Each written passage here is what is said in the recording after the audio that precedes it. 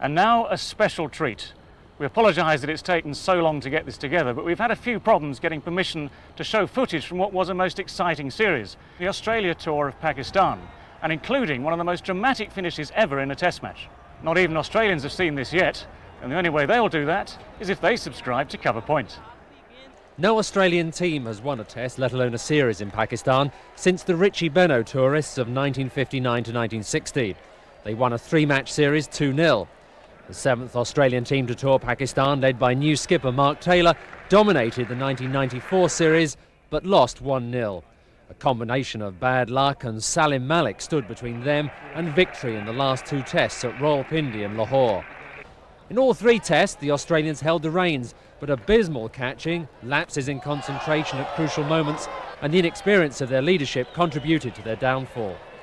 Fate may have been against them in the first test at Karachi, which they lost by 1 wicket. But the Australians can't escape the fact that they allowed a priceless opportunity to slip away, or to be more precise, spilled away. 13 catches were dropped by Taylor's side, which brings to 48, the staggering number dropped by the last three Australian touring teams in Pakistan over the last 12 years.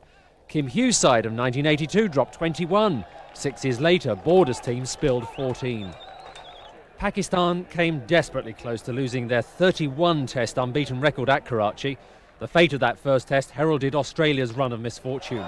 A match they should have won by tea on the final day was lost due to a 57-run, 10th-wicket partnership between Inzamam Al-Haq and Mushtaq Ahmed. This wasn't the only source of misfortune for Taylor. He celebrated his first test as captain with a pair. The first day was marked by a fine 82 by debutant Michael Bevan, one of 5 New South Wales players in the top 6. He and Steve Waugh, who made 73, put on 121 for the 5th wicket and led Australia to an overnight total of 325 for 7, to which they could only add a paltry 12 runs the following day. And that's out. That's the end of Angel. In reply, Syed Anwar and Anwar Sahel took Pakistan to 90 in 100 minutes before Sahel was out to Shane Warne, but not before reaching 1,000 test runs. The middle order collapsed and Pakistan finished the second day on 209 for 7, 128 runs behind. Anwar's 85 was studded with 13 fours and a 6. Down he comes, up she goes. Pakistan eventually reached 256, with Wasim Akram scoring a breezy 39, which included 6 boundaries.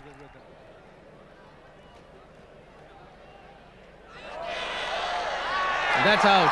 Yes. Despite losing Taylor and Slater with 49 runs on the board, Australia were cruising at 171 for 2, with David Boone and Mark Waugh at the crease. But Waqar struck, bowling Waugh for 61, and then Wasim sent back Bevan and Steve Waugh to reduce Australia to 181 for 5 at the close of the third day. And it's 9 now, 229. Australia could only manage an additional 51, leaving Pakistan 314 to win.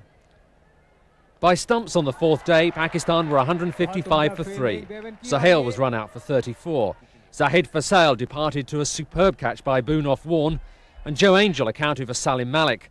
Malik had put on 84 for the second wicket with Anwar, who was still there on 67. By the time the new ball was taken on the final day, Pakistan had been reduced to 205 for 7. Once again, Shane Warne had made crucial strikes. By lunch, they had limped to 229. A partnership between Rashid Latif and Inzamam was worth 52 before Latif fell to Steve Waugh, and Waqar soon followed to lead Pakistan 258 for 9, still needing 56 for victory. Mushtaq contributed almost as many runs as Inzamam to the final wicket partnership. 314 is the highest total successfully chased by Pakistan, and the winning runs came in unconventional fashion. 4-leg byes deflected off Inzamam's pad when Healy missed a stumping.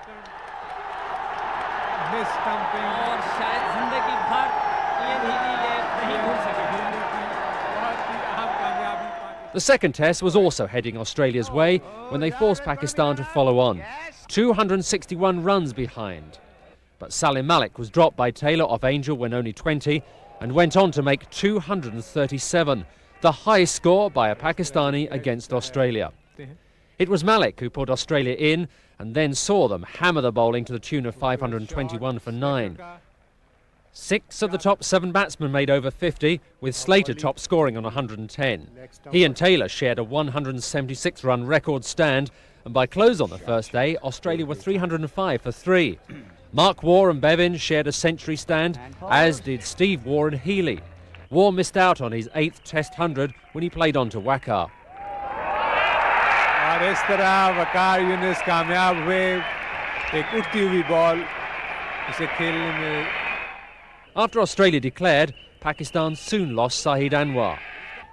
McDermott and Fleming took 4 wickets apiece as Pakistan were dismissed for 260 on the third day.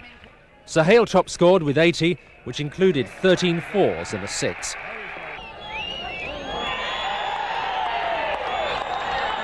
After the dismissal of Sahid Fasail, Sohail retired hit in the mouth by a rising delivery. Then Salim Malik began his rearguard action by putting on 148 with Anwar. By close on the 4th day, Malik was 155 and Sohail, having returned to the crease, had scored 72. Although Pakistan lost Sohail early on the final morning, Malik continued to bat with a flourish to reach his first double century and secure a comfortable draw. Salim was also involved in the only other highlight of the final day when debutant Damien Fleming dismissed Aman Malik and Inzamam with successive dismissals, and at the drinks break informed his colleagues that Salim was about to become part of Test history. True to his word, Fleming had the Pakistan captain caught by Healy with the first ball of his next over to become only the 3rd bowler to take a hat-trick in his first Test.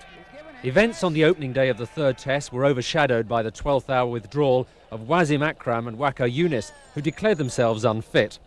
A sinus problem and a hamstring were the official reasons for their withdrawal. More likely was a rift in the team. This left Pakistan with limited resources to defend their series lead, and once again it was Salim Malik who stood between victory and defeat. Pakistan had slumped to 107 for 5 in their second innings and led by only 25 runs when Malik and Sohail put on a record 196 for the 6th wicket to save Pakistan.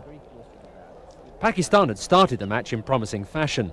A first innings total of 373 included 75 by Salim Malik, 48 by Ijaz Ahmed and a maiden century by wicket-keeper Moin Khan, who in 11 previous tests had not passed 32. It would be an eventful match for Moin. He was warned by John Reid for appealing against the light, and the referee subsequently reprimanded umpire Riazuddin for allowing Moin to walk off after his appeal. Moin was also dropped by Phil Emery, a replacement for injured keeper Ian Healy, when on 51, and again by Bevan on 70. Bevan made his 3rd 50 in 4 innings and came close to a maiden century with 91. Mark Waugh contributed 71. Justin Langer, Steve Waugh's replacement, scored 69. And Australia piled up 455. That was a lead of 82. Once again, Australia had Pakistan on the ropes. By the 4th afternoon, they were 137 for 5. But Malik and Sohail's contribution made the series safe. Malik eventually bowled by Bevan's first ball of the match. Shane Warne inevitably took the series bowling honours, 18 wickets to equal Richie Benaud's haul in 1959-60. Salim Malik was the man of the series for his 557 runs, a record between the two countries in a 3-match rubber. Australia looked the better side and invariably were. They just lacked a bit of luck and, unusually for them, dropped far too many catches.